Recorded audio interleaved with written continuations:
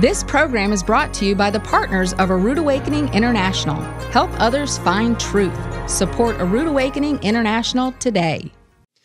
Churches all over the world teach that the Messiah could return at any moment. But can he? Is there any proof of this at all in the Bible? Furthermore, do we really understand our part in the resurrection?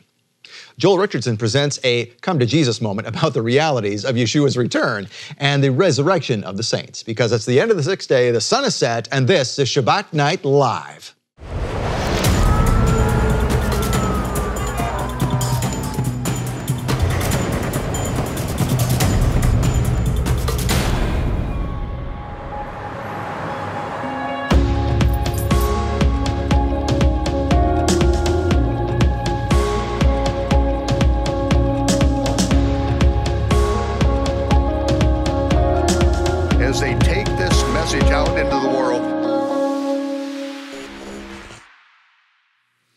Well, Shabbat Shalom, Torah fans. Welcome to Shabbat Night Live with Michael Rood. Sorry, pre-tribbers. Yeshua cannot return at any moment. There are a ton of things that must come first if you believe that the Bible and the prophecies in it are true. And tonight, Joel Richardson sheds some light on understanding how it all goes down. This is the final episode of What the Bible Really Says. We're into a new month on the Gregorian calendar, but it's the third Shabbat on the 8th month of the astronomically and agriculturally corrected biblical Hebrew calendar. There, you see it there. And now, please welcome my co-host, Angie Clark. Shabbat Shalom, Scott. Shabbat Shalom. Glad you're here. You're going to be here for all of November. Thank you for having me. I appreciate it. I love the glasses. Thank you. This is my bling. Yes. Hopefully it doesn't reflect too many of the lights here in the studio. No, great stuff, great stuff. I wanted you here because we want to talk about testimonies. And testimonies happen because, you know, the show happens, people see some of Michael Rood's videos on YouTube, and all the other things that we have coming out from the ministry. And none of that happens unless people give. Exactly. And so we're heading up to the point in the year where a lot of people, have businesses and things like that especially, or, just at the end of the year, they want to make a special donation. And we, of course, welcome that because what that allows us to do is we can plan then, right? So that's kind of what we're going to be talking about here is because at the end of the year, we plan for next year. So we look at the budget and we look at the bank account and say, well, how much can we do? How much can we push out there this year? Can we build up? Do we have to cut anything? I mean, that's the hard reality of this. So this is where you come in, and we wanted to give you testimonies of people whose lives have been changed because that's really what this is all about. Absolutely. That's the whole reason we do this. That is our reason, is souls. I mean, that's the bottom line. Of course, we have to eat and sleep and have electricity and all that exactly, too. yeah, this is all cost something. But it's all about souls, and I have a couple testimonies I'd like to share. Oh, please do. Yeah, there's a couple of good ones there. Listen, just one though that I'm thinking of real quick. Jake Hilton. Oh, he was at a friend of his house and saw a DVD of Michael. His friend told him to take it home, and it just changed his whole world. Oh yeah, he's become like Michael Rood's, younger version, yeah. Exactly. Counterpart, I was going to say, yeah. Okay, this is fun. Okay, thanks to Michael and Nehemiah Gordon, my custom printed T-shirt and pendant, he had some stuff made, have given me a number of divine appointments where I could proclaim Yehovah's name. Most recently, my workplace provided another such appointment. I was on the phone with Dan to arrange the delivery of a hot tub to my workplace in Bethlehem, Pennsylvania. Dan asked if I knew that Bethlehem meant house of bread. Interesting. And yes, Beit Lechem, I replied. I used this opening to ask if he knew how you fitted 3 days and nights between a Friday crucifixion and a Sunday resurrection. Dan replied that there were 2 Sabbaths. I said, close, but no cigar, and proceeded to tell him about the lunar rotation period, Passover falling on the 14th day of the month, and that Passover was on Wednesday when Yeshua was crucified. Now, he learned all this through Michael, okay? So he also told him about the Chronological Gospels Bible and offered to send him a copy. Jeff's great about that. And so he said, thank you so much for sharing the information with me. I look forward to increasing my knowledge in the grace and love of our Lord. As for me, I eagerly await my next divine appointment. That's Jeff Strong. Oh yes, yeah. He's very creative. Yeah. Him and Nicole are just wonderful couple, and they love this ministry. Yep. Great supporters. And they see, that's the point. They take the message and they use the opportunity when he sees it. Oh, I can insert something here. Yeah. And he takes that opportunity and does it. Absolutely. Because it's not just you and me sitting here or Michael Rood's teachings out there.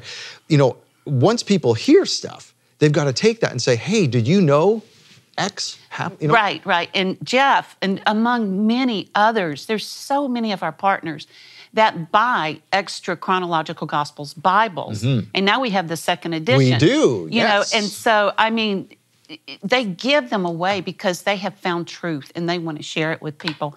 So that's what Jeff does that, him and Nicole. They give these things away like crazy. Now, speaking of the new chronological gospels, you know, that's another way people can do this too. So, you know, a straight up donation is great because there's no, you know, cost of a good, cost of goods sold. There's no cost of a good there.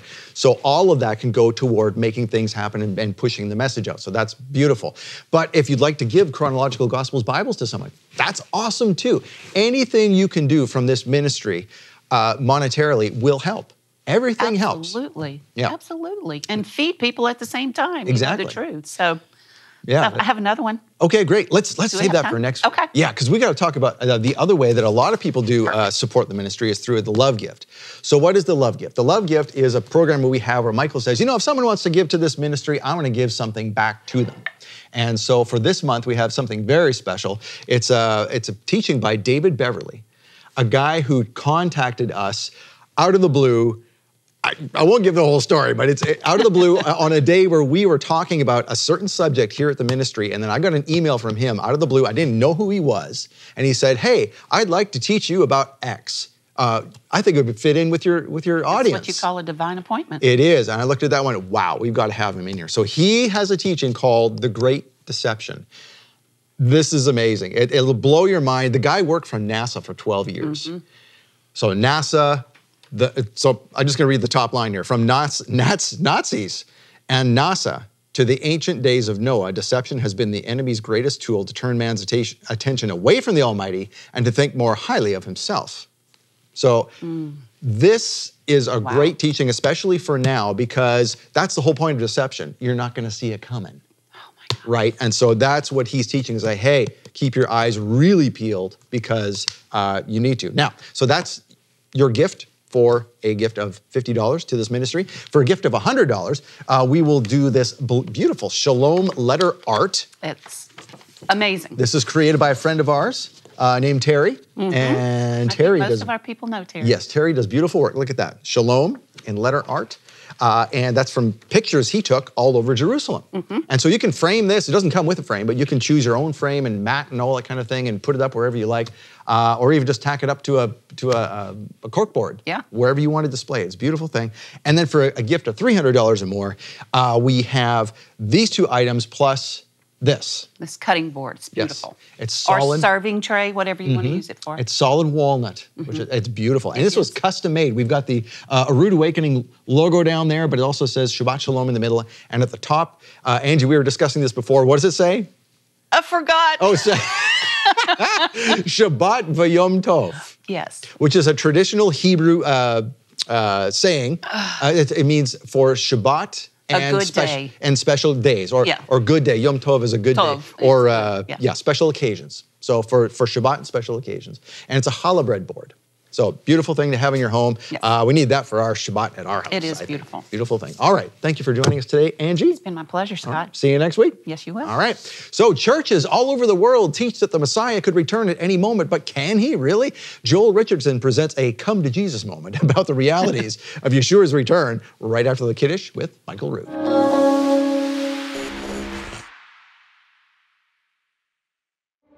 From Nazis and NASA to the ancient days of Noah, deception has been the enemy's greatest tool to turn man's attention away from the Almighty and to think more highly of himself.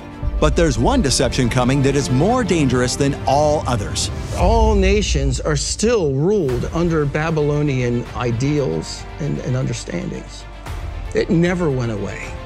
So the spirit of Babylon, if you That's right. It never went away. In The Great Deception, former NASA team member David Beverly reveals the mind-blowing deception we've been under since the beginning of time, who's behind it, and why most believers will never see the greatest deception of all, right at our doorstep. This teaching is not available anywhere online, but we'll give it to you as our thanks for supporting A Rood Awakening International. When you donate $50 as a love gift to this ministry in November, we'll send you The Great Deception with David Beverly on DVD or Blu-ray. Donate $100 and we'll send you The Great Deception, plus the word Shalom, spelled in letter art, a 4-foot photo collage from locations throughout Jerusalem. Donate $300 and we'll send you The Great Deception, the Shalom letter art, and a solid walnut challah bread board featuring the words Shabbat v'Yom Tov in Hebrew. These gifts are a limited time offer from Michael Rood to thank you for your support. Make your donation today and receive the $50 gift, the $100 gift, or the $300 gift. Thank you. Your donations ensure that important teachings like The Great Deception keep coming from A Rood Awakening International. Use your smartphone to scan the QR code on your screen to donate now and receive these limited time gifts. Or call 888-766-3610 or get your gifts online with a donation at monthlylovegift.com.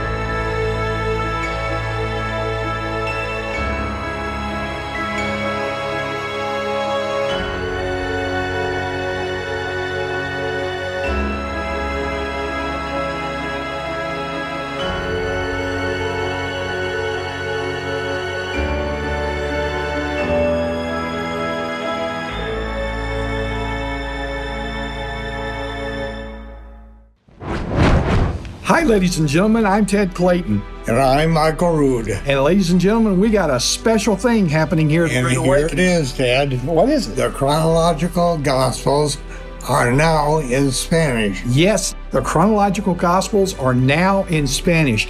And the Spanish-speaking world is going crazy over the chronological Gospels. But here's the problem. It could cost as much as the book cost to ship it to South America. Oh, yeah. As much as $30 a book, Michael. We need some help on that. If you would prayerfully consider today a donation of $30 to offset the cost of shipping, because folks, in South America, $30 could be half a month or a month's pay. Would you please prayerfully consider giving that $30 today to help ship the chronological Gospels to South America? We need their help. Thank you. Thank you very much. God bless.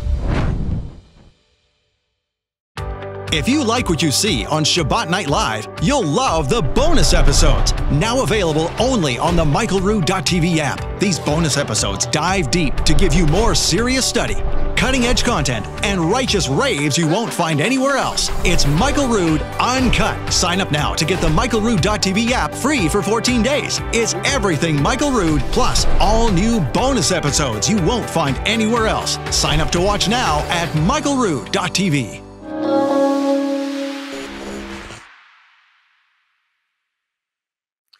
The night of the Last Supper, Yeshua took arton, leavened bread, and he blessed the Most High, and he broke the bread and said, "This represents my body, which will be broken for you." He took the cup, and he blessed the Most High and said, "This represents the renewed covenant in my blood." The following day, on the 14th of the month of the Aviv, there were 2 large loaves on the wall of the temple. And when they took the first loaf down, after that, no more bread, no more leavened bread was eaten. Then when they took the second loaf down, that's when all of the leavened bread in the city of Jerusalem and everywhere else was completely expunged. It was burnt in the fire. That was the rehearsal that was done the following day, just before the Passover lambs were sacrificed in preparation for the Feast of Unleavened Bread. But Yeshua represents in this very thing, in the breaking of the bread that we do, in the Kiddush, in the sanctification, every Shabbat, we remember that his body was broken for us. By his stripes, we were healed. And in the taking of this cup, as we say this prayer in thanksgiving to Almighty God, Baruch atah Yehovah Eloheinu melech haolam, borei pri hagafen. Yeshua said, this is the renewed covenant in my blood. As often as you do this in remembrance of me. Every meal, any time, any Sabbath, any feast, any time that you need to remember his broken body and shed blood, we do this in remembrance of him.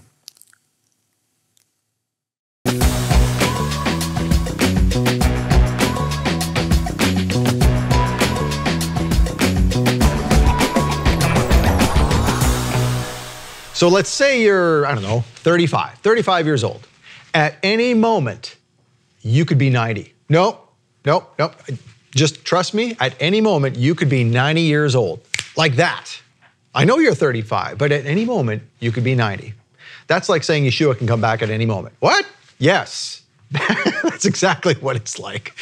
It's called the Doctrine of Imminency. And to tell us about this is Joel Richardson. Welcome back. Good to be back. So, is it that preposterous where someone's 35 and say, you could be 90 any moment? Is that what it's like saying Yeshua can come back at any moment? Sort of. So let me put it this way. So I like to use I think this makes it really clear. I like to use the primary analogy that the Bible uses, which is the analogy of a birth. And this actually starts, you see it back in Isaiah 26, you see it in Isaiah 6, you see it multiple times. Jesus uses this analogy. He describes the last days as the birth pains. In fact, at first he says, the King James says the beginning of sorrows. In modern terms, that is the Braxton Hicks contractions, the beginnings of birth pains. But then you have the actual birth pains, and then you have the birth. So using this analogy, the beginning of sorrows, the Braxton Hicks contractions, the birth pains, this is the tribulation. These are the various tribulations, the final 3.5 years, the final 7 years, but really it's 3.5 years before the return of Jesus. Then the return of Jesus, from a biblical perspective, is the birth, the redemption, the renewal of all things, the resurrection, the regeneration. That's the birth.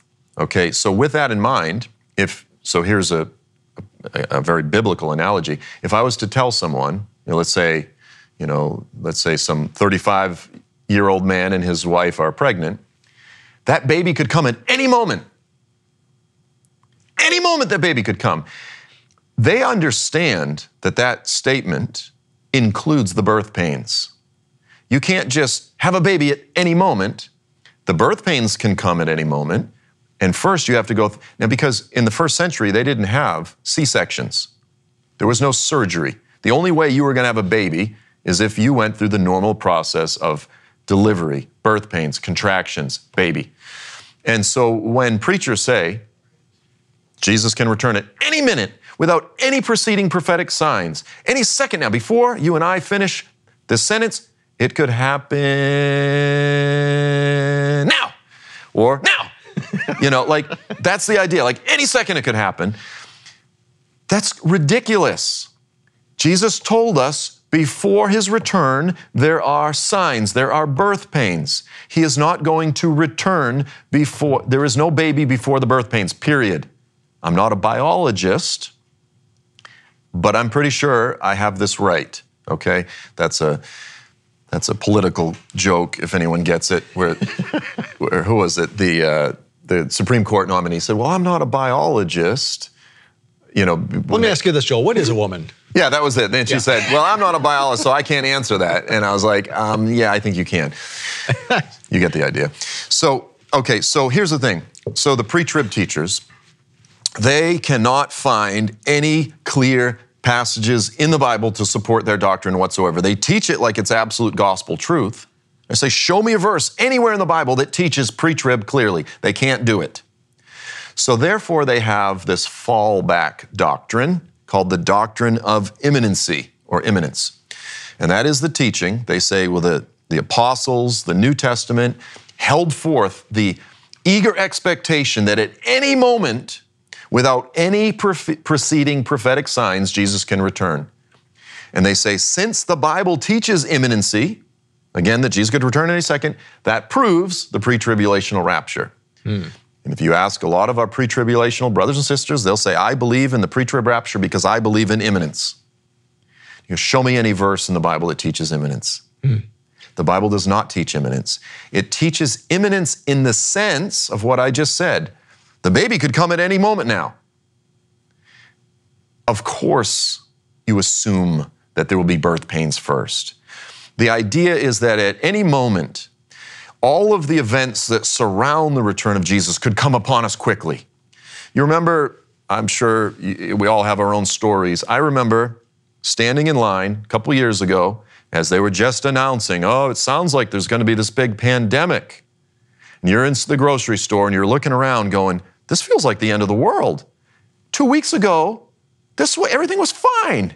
And all of a sudden, we're hoarding toilet paper and whatever. And everyone's standing in line, kind of freaking out, looking at each other, going like, this feels like the apocalypse. It happened suddenly. It came on rapidly. That's the nature of the warnings throughout the New Testament, is be prepared, because all of these events can happen suddenly. They can happen rapidly. It can, as if you're not ready, it can happen. Be prepared. But of course, no one's teaching that the baby's going to come before the birth pains. Of course, the birth pains come first. Be prepared. You're like a thief in the night. It can happen suddenly, rapidly. Be ready, be alert, this type of thing. So this is so important for people to understand that this sacred cow, the doctrine of imminence, it's not taught anywhere in the Bible. It's not taught in the New Testament at all. Do you think folks get this from a couple of places? I'm just thinking off the top of my head. Lo, I am coming soon, number one. Number two, no one knows the day or the hour. So do they connect those and say, aha, it could be at any moment? Yeah, exactly. So they'll point to verses that says, behold, I come like a thief. See, he comes like a thief when you're not ready. And I go, yeah, but it says, but you, beloved, are not those who sleep, that day should surprise you like a thief in the night. So he goes, yes, he's going to come like a thief for unbelievers, but not if we're alert, not if we're ready. So let me just give you an example. And again, this is like taught by, well-respected John MacArthur. You know, I could quote him almost verbatim, where he says, you know, from the very earliest days of the church, there was an eager expectation that at any moment Jesus could return, this type of thing. So I've asked a handful of these teachers, I say, at what point was the doctrine of imminence true? And they would say, as soon as he ascended to heaven, on the Mount of Olives, in front of all these witnesses, the two angels said, in the same way that you just saw him go up, he's going to come back in exactly that same way. They would say from that moment forward, the doctrine of imminence was true. Others would say, well, after Pentecost, you know, there's a few, but it's all very, very early. At any moment, Jesus could return. Well, I go, okay, now let me just ask you some more questions. Jesus said, this gospel of the kingdom will be proclaimed to all of the Gentiles, all of the nations, the Great Commission. Matthew 24:14, Matthew 28, the end of it, he said, go therefore and preach the gospel. He goes, you'll preach this in Judea and Samaria to all of Israel and then to the ends of the earth. How long did that take? How long did that take the apostles and their disciples to eventually preach the gospel to all? Have we finished it yet? You know, some would say yes, some would say no. But the point is, that didn't take place in a week, didn't take place in a month. It didn't take place in 5, 10, 15 years. The proclamation of the gospel to the ends of the earth took generations. Now, if Jesus returned before that, he would be contradicting himself. He would be a false prophet because he said this gospel will be proclaimed to the ends of the earth and then the end will come. So if Jesus returned before the completion of the Great Commission, he would be a false prophet. Therefore, imminency could not be true as a doctrine until the Great Commission was completed. Or another example is Jesus said to Peter, he said, Peter, when you were young, you used to dress yourself and gird yourself. You used to go wherever you want. He says, but when you are an old man, someone else will gird you. You will stretch out your hands, and someone else will lead you to where you don't want to go. And then it says, these things he was saying with regard to the type of death that Peter would glorify God. That's an important statement. Through his death, he would glorify God. And you have all these people say, no, we're going to escape the tribulation. Why? When there's so much opportunity for all of us to glorify God by laying down our lives. So the point is this, Jesus prophesied to Peter that he would live to be an old man, that he would be led away, bound, taken captive, and killed. Until Peter became an old man, Jesus could not return suddenly, because if he did, he would be a false prophet. The doctrine of imminence was impossible until Peter became an old man and he was martyred. So we could say this with regard to Peter. We could say it with regard to the completion of the Great Commission. We could say it with regard to the reestablishment of the state of Israel, which didn't happen until 1948. You have prophecies in Ezekiel where Gog, this end-time Middle Eastern dictator, says, I'm going to invade a land of unwalled villages. I'm going to steal plunder and spoil from a people that have been regathered from the nations, that have resettled the ancient ruins, that are living at the center of the earth, rich with livestock. And he goes, the Antichrist, or Gog, says, I'm going to invade that land. Okay, so in order for that prophecy to be fulfilled, you had to have a people regathered from the nations, living in Israel, having repatriated the land. It says in Joel 3 that I will gather all the nations, all the Gentiles, and bring them down to the valley of Jehoshaphat. Well, there I will sit to judge the surrounding nations. That can't happen until Jerusalem is occupied by Jews, right? Because he says, I'll judge the nations on behalf of my people Israel, my inheritance, right? So you have numerous prophecies like this that say the Antichrist will invade the land of Israel, occupied by Jews, that it will kill Jewish people. That cannot happen. It could not have happened until after 1948. Up until 1948, the doctrine of imminency was absolutely not biblical. There have always been signs that still need to be fulfilled. Now, in 2 Thessalonians 2, Paul the Apostle said, don't let anyone lie to you. Don't let anyone deceive you. I don't care if you get a letter. I don't care if an angel shows up. If anyone tells you that the day of our gathering together and the return of Jesus has already happened, he says, don't believe it, because those things can't happen until what? The revealing of the man of lawlessness, the Antichrist, and the falling away, the apostasy happens. So there are still events that still need to take place before Jesus can return. And those two events, the revealing of the Antichrist and the falling away, are part of the birth pains. So if anyone tells you, if an angel shows up and tells you, if Paul the Apostle, they find an undiscovered letter from Paul the Apostle, if anyone tries to say otherwise, that Jesus can return at any minute now, whether it's John MacArthur or any very well-known preacher, don't believe them, because that day cannot happen until the revealing of the Antichrist and the falling away. So we could talk about all sorts of other signs, but the point is this sacred cow of the doctrine of imminency that is used to support the lie of pre-tribulationism, the pre-trib rapture, it's not biblical. It's not logical. It doesn't make any sense. You can't find it in Scripture. What the Bible does teach, and you cited some passages, behold, I'm coming soon, it preaches urgency. It preaches readiness.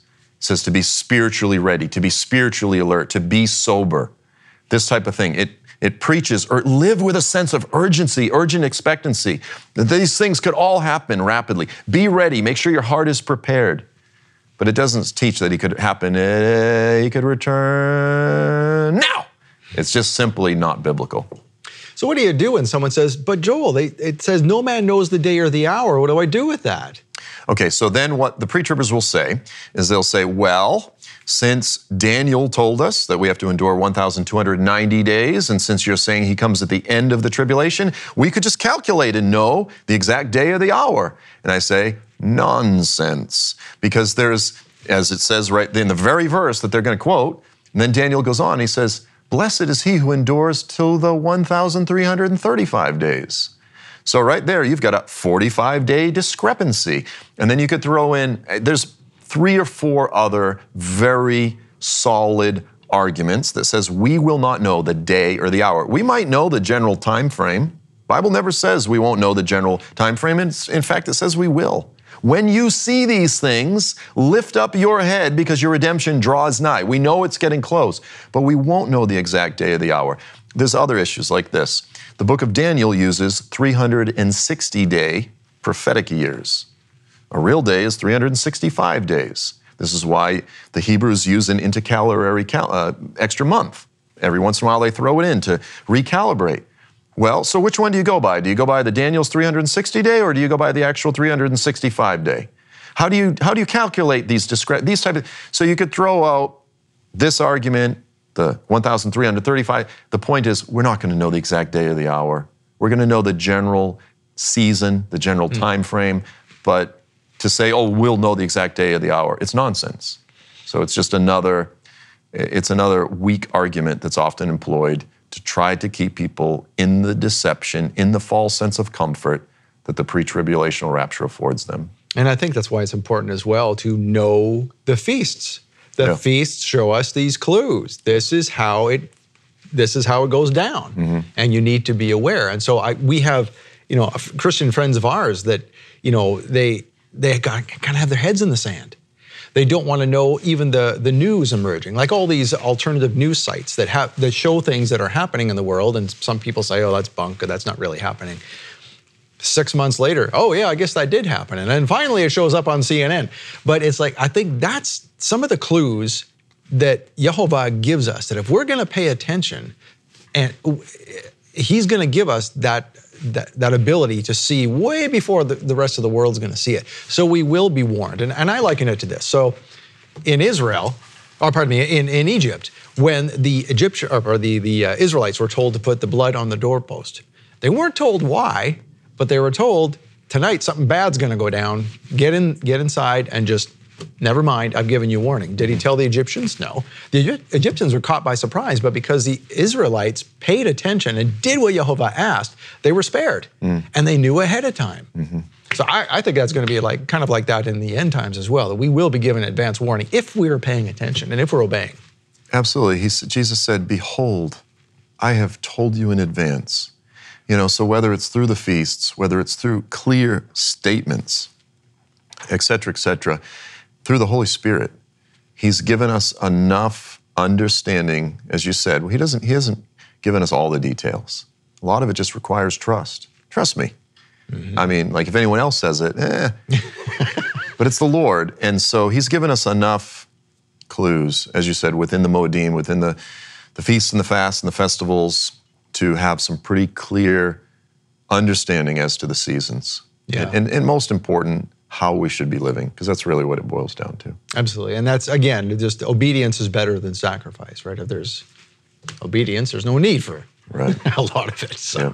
Yeah. All right. Thank you, Joel. I will be back in just a second. Hear more from Joel Richardson. Thank you for making it happen. You brought Joel here with your donations. Thank you. You're allowing other folks to see this into the future. Donations make it work. Thank you very much for doing so. We'll give you a couple minutes to consider that. We'll be right back.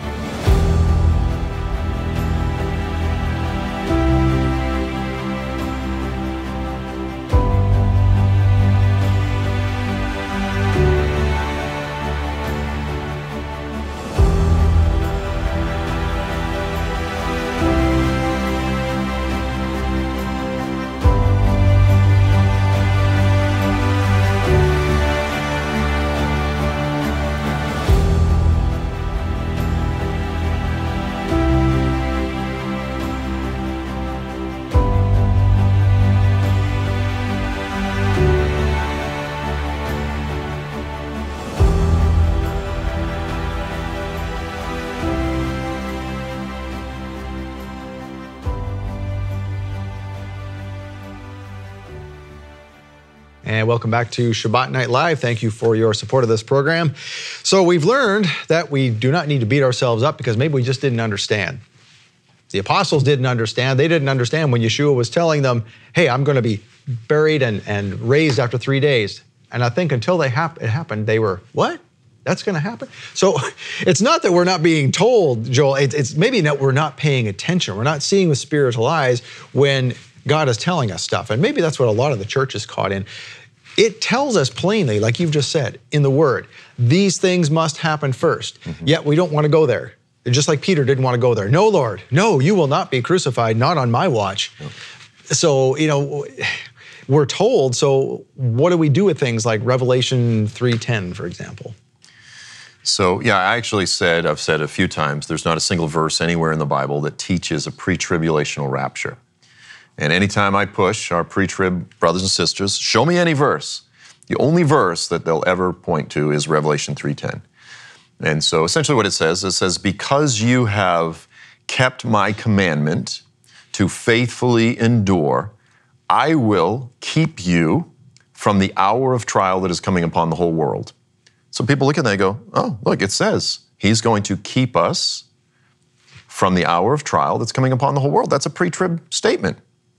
And I go, really? So first of all, there's probably like 5 major problems with this argument. First of all, when you look at the book of Revelation, Revelation chapter 2 and 3 are the 7 letters to the 7 churches that were in Asia Minor, modern day Turkey. Revelation 3:10 is part of the letter to the church of Philadelphia. I mean, it's a clear context, right? You always have to look at the context of any statement. What is the context of the statement? It was a letter to the 1st century, a very specific church in modern day Turkey. Okay, so even if you say, well, but it also has application to all of the church down through history, I go, fine, but its primary foundational meaning and intention is for the church of Philadelphia. Now, in the 1st century, there was a big persecution in that area. And he says, I will keep you from that. Was there anyone that was raptured in the 1st century from the church of Philadelphia? Of course not. There's only one resurrection, one rapture of the just. And so if there was no one raptured then, like, in other words, the only way that this would be a rapture passage is if you go, well, and there was like a few dozen people that were raptured out of the church. And so you go, oh, okay, that must be what it's talking about. But no one was raptured. Second of all, and this is actually probably the first point, is that it's a conditional promise. If you keep my commandments, then you'll be raptured. So that's not teaching a pre-tribulational rapture. That if it was teaching a rapture, it would be teaching a partial rapture. Only the hardcore, only the most faithful will be raptured. Everyone else gets left behind. Now, that is not what the pre-tribulational rapture guys teach. We get raptured based on if we have the Spirit of Christ in us, whether you believe it or not. Everyone gets raptured, everyone gets resurrected at the same time. It's not, there's no teaching in the Bible that says only, like as if, I've actually had people say to me, if you don't believe in the pre-trib rapture, you're going to get left behind. And I'm like, you're going to get left behind just for making such a dumb comment. Like that's not how it works. And your teachers don't even say that's how it works. The people that get raptured are those who are in Christ. Okay, so even if it was teaching a rapture, which it's not, it seems to be teaching a partial rapture of the elite. Okay, so obviously that's, even they would disagree with that. Second of all, if you say this is for us today, you have to be consistent. You can't just pick a verse and say, oh, this is going to keep us, and that's good. Therefore, I'm going to claim it as mine. But what about Revelation 2, verse 10? It says, I'm going to throw some of you on you're going to endure, you're going to be locked in prison, I think, for 10 days. You're going to suffer tribulation. Is that for everyone too? No, that's negative, so that's not for us. You can't do that. You can't pick and choose and say which verses you want to apply to you. And, like either you do it, they're all for you or they're not. Revelation 2:10 talks about suffering tribulation. They go, that's not for us. Revelation 3:10, we get raptured. Oh, that's for us. Okay? Completely inconsistent. It's like replacement theology, right? They go, oh, all of Israel's blessings, those are ours. All of Israel's curses, oh, that's for Israel. Right. You can't have a fundamentally inconsistent hermeneutic or method of interpretation. Well, it's like saying I I'll obey a speed limit, but stop signs, those are not for me. Yeah. I'm going to blow through those. Those are for the other people. I actually agree with that. Just kidding. Just joking. You mean it's not a yield? Oh, whoops. In my state, yeah, exactly. I came to a rolling stop. Actually, what's funny is I shouldn't say this. My wife got a ticket for rolling through a red light, and she was like so mad. She's like, I know I stopped, and then they sent us the video. Rolled right through. So it's great when you actually have the videos. She's otherwise a great driver. Okay, so more compliments her. Yeah. She's the most beautiful, consistent driver I've ever met. So, okay, it's an inconsistent hermeneutic. It is not. It's if anything, it's teaching a partial rapture. I forget what else. But here's the thing. If someone says this is teaching a pre-trib rapture, they're fundamentally contradicting the words of Jesus in John 14 when he's praying really before he's betrayed and tortured, mutilated on the cross. And he said, Father, I don't pray that you would take them out of the world. Like, very specific. I do not pray that you would take them out of the world. Instead, I pray that you would keep them. He uses the exact same phrase, that you would keep them from the evil one. And then people go, yeah, but that was only for the disciples. That was not for everyone. You read like 3 verses later, and he says, and I pray this not only for these, but for everyone that will come to faith through them. It's for everyone. Yeah. Jesus specifically said, I am not asking that you would take them out of the world, but that you would keep them. The word keep in the Greek, tereo, it doesn't mean to remove, it means to preserve. Okay, so if you can a bunch of pickles and dilly beans and carrots, you can them, you preserve them, you keep them through the winter. You don't remove them from the winter. They still have to pass through the winter, but they are preserved, they are kept. That is the promise. The Lord promises to keep us through the hour of tribulation, not to remove us from. And so there's, like I said, I've just made 4 arguments. There's one other argument that I'm forgetting. The point is this.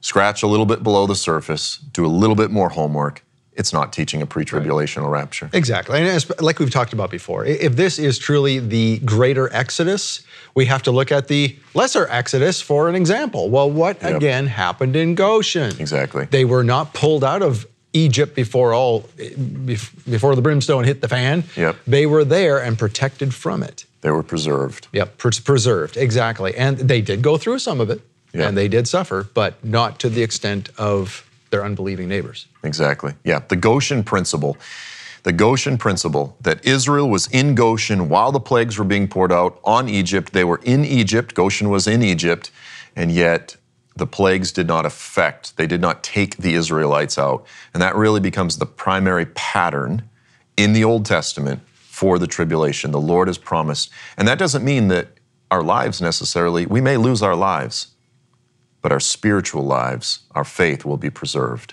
Yep, and that is the end, preserved to the end. Yep. Some others might give the example that, well, again, this is sort of this replacement theology mixing in with all of this end time stuff. And so when it's called Jacob's trouble, some folks will say, oh, well, that's big bad Israel for their sins. That's not us. Yeah.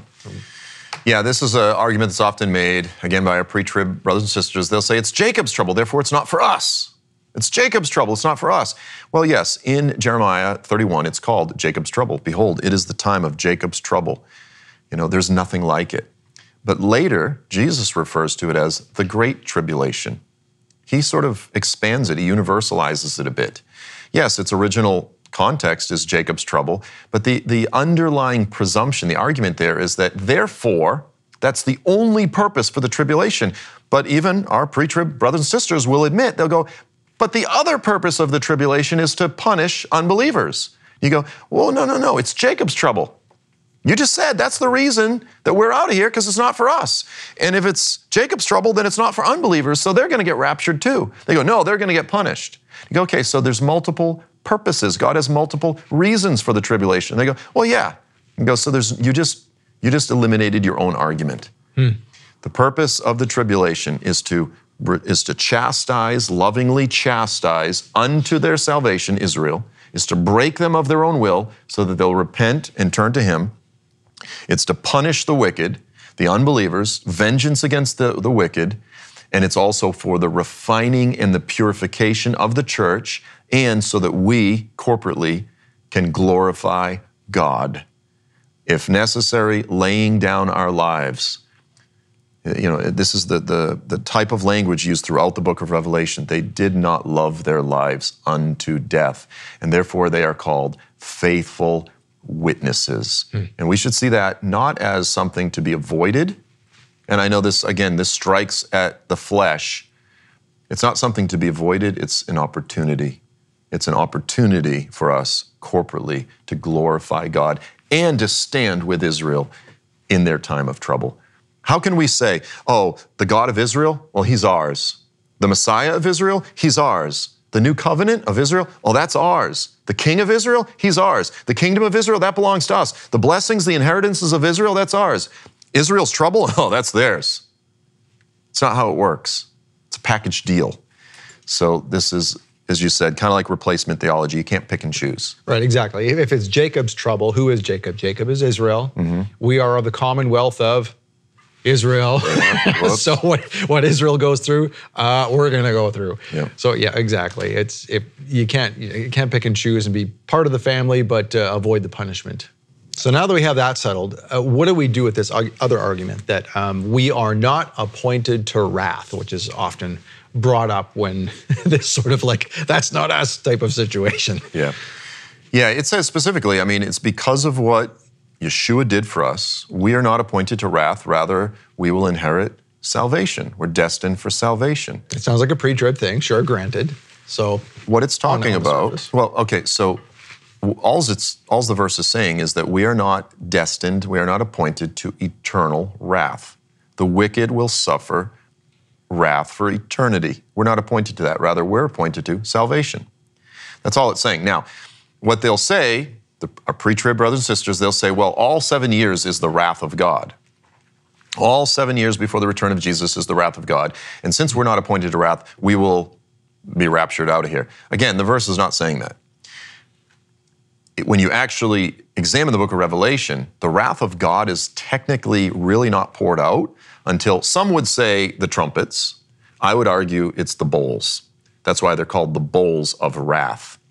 And we need to recognize there's a profound difference between persecution and, in the Greek, thlipsis, okay, tribulation, trial, testing, persecution, and the Greek is orge, or orge, I'm not sure how you pronounce it. Again, the wrath of God.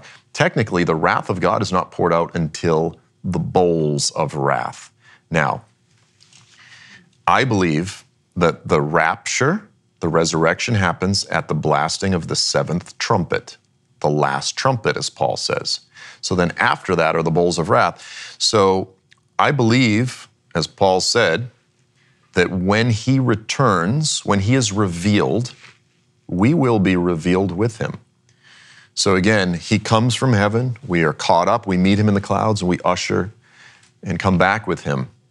And I believe the bowls of wrath are poured out on the wicked, on unbelievers, by Yeshua himself personally. That he is actually on the earth executing the vengeance of God. You look at numerous passages, Deuteronomy 33, Habakkuk 3, it says lightning or fire is shooting out of his hands. It says rays flash forward from his hands where his power is hidden. Plague goes before him. Pestilence follows in his steps.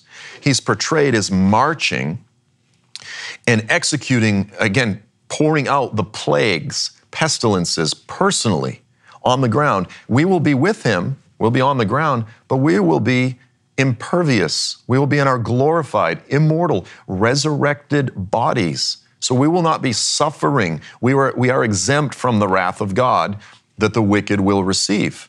We're exempt from those things.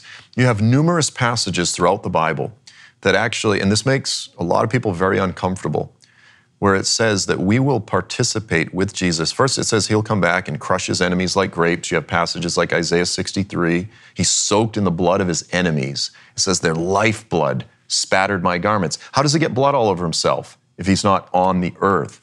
But then here's the parts that make people really uncomfortable.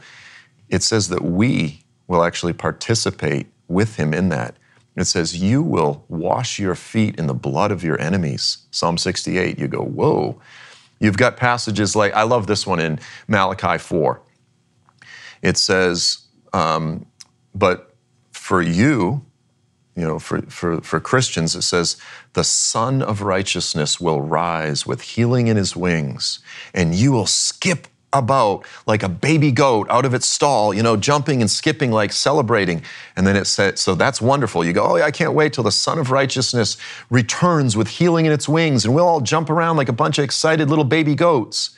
And then it says, you will trample your enemies under your feet like ashes. You go, whoa.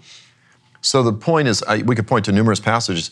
The Bible describes us, not only Jesus as slaughtering his enemies, it actually describes us as participating with him in the defeat of his enemies. And people go, that's a little violent. It's a little harsh. I don't know if I feel comfortable with that. Is that in the New Testament? I go, well, it says in the book of Revelation, in righteousness, he judges and makes war. It describes him as being soaked again in the blood of his enemies. He tells the parable. In every parable where there's a king, Jesus is the king. Jesus tells the parable, and he says at the end of the parable, then the king will say, bring all of these unrighteous, unworthy servants that didn't want me to rule over them and slaughter them in my presence. That was a story Jesus told. Yeshua told that story. So the point is this, I believe we are exempt from the wrath of God. I believe the wrath of God is poured out at the very end of the tribulation after he returns. I believe we will be with him in our glorified immortal bodies, and then the bowls of wrath culminate where? Armageddon.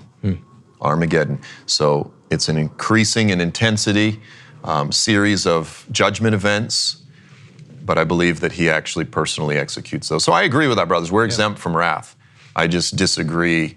They say the whole tribulation's wrath, and I go, you can't provide any scripture that says that. Right, and again, that doesn't jive with Exodus, where here's something interesting to point out.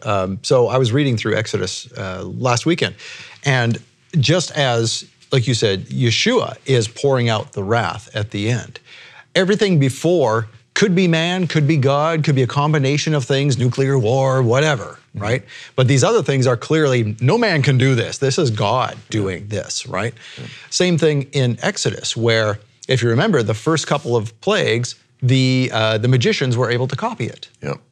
But past the first 2 or 3, they couldn't do anything. This was only Yehovah, and the magicians told Pharaoh that. So it kind of matches, it's the same type of story. Again, the lesser Exodus and the greater Exodus.